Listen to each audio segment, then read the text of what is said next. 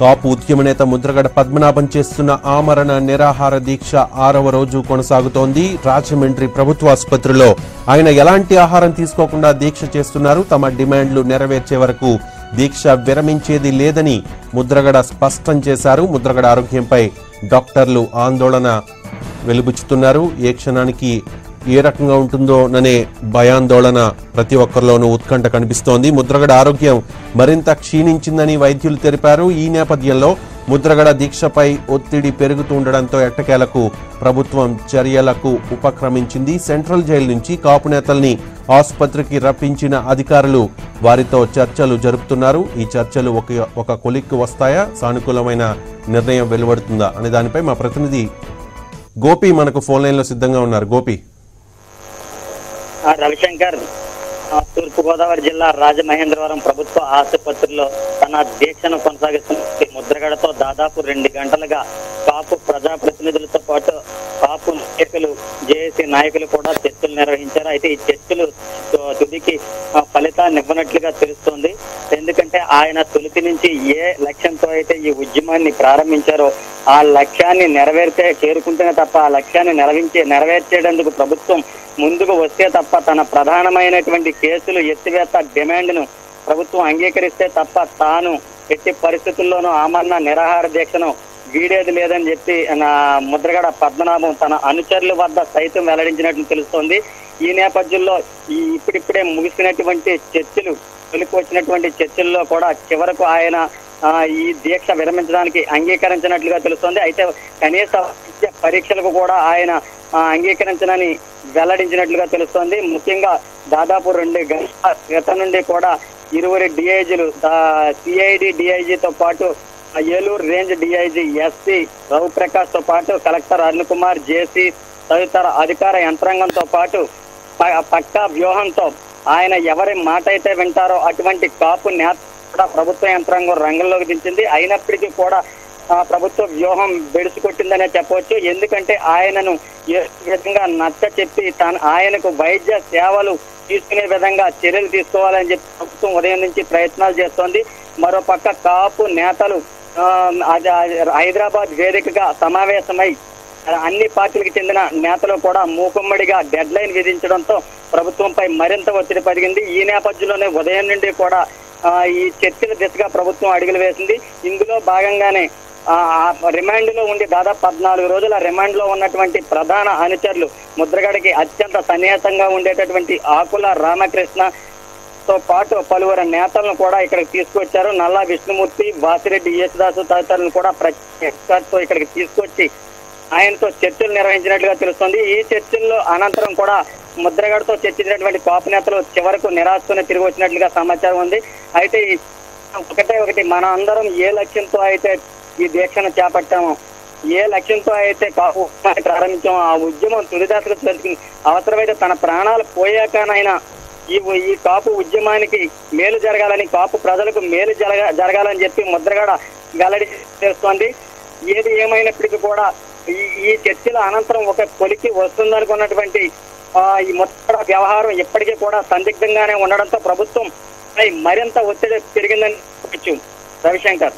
గోపి, ఒకవైపు ముద్రగడ ఆరోగ్యం క్షీణిస్తున్న పరిస్థితి ఉంది. ముద్రగడ అయితే మంకుపట్టు మీద ఉన్నారు. కేసుల ఎత్తివేతపై ఒక క్లారిటీ వస్తే తప్ప దీక్ష విరమించేది లేదు అని చెప్తున్నారు. అలాగే వైద్య పరీక్షలకు కూడా అంగీకరించే పరిస్థితి లేదు.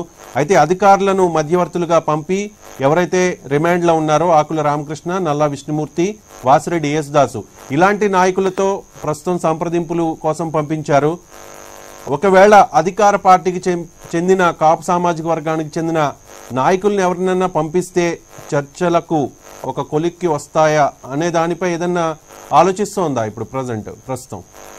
అయితే ప్రస్తుతం ముద్రగడ ఉన్నటువంటి లక్ష్యాన్ని దృష్టిలో పెట్టుకుంటే మాత్రం ప్రభుత్వ యంత్రాంగాన్ని కాదు, మంత్రులు కాదు, ఎమ్మెల్యేలను కాదు, ఎవరిని పంపించినా కాడా ఆయన అంగీకరించేటటువంటి పరిస్థితులు లేనట్లుగా తెలుస్తుంది. ఆయన ముందే వెల్లడించారు. ఈ దీక్ష ప్రారంభంలోనే దీక్ష కొనసాగిస్తూ రాజమండ్రి ప్రభుత్వ ఆసుపత్రిలో ఆయన దీక్ష మొదలుపెట్టిన తర్వాత కూడా ఆకుల సత్యనారాయణ ఎమ్మెల్యే ఆయన స్వయంగా కలిసి పలుమార్లు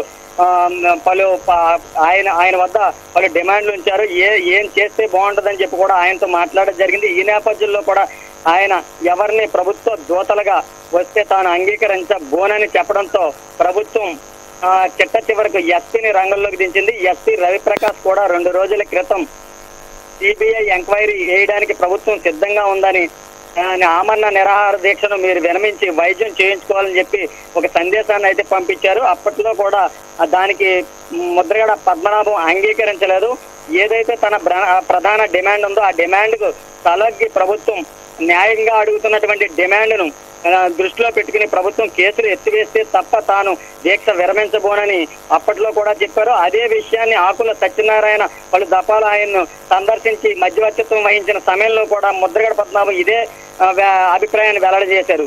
తాజాగా 2 గంటలుగా జరుగుతున్న సమావేశం నేపథ్యంలో కూడా ఈ అంతర్గత చర్చల నేపథ్యంలో కూడా ముద్రగడ మాట్లాడలేని స్థితిలో ఉన్నప్పటికీ కూడా ఆయన తన అభిప్రాయాన్ని తన వ్యాఖ్యల ద్వారా కంటే తన చేతల ద్వారానే ఎక్కువగా చూపించినట్లుగా తెలుస్తోంది.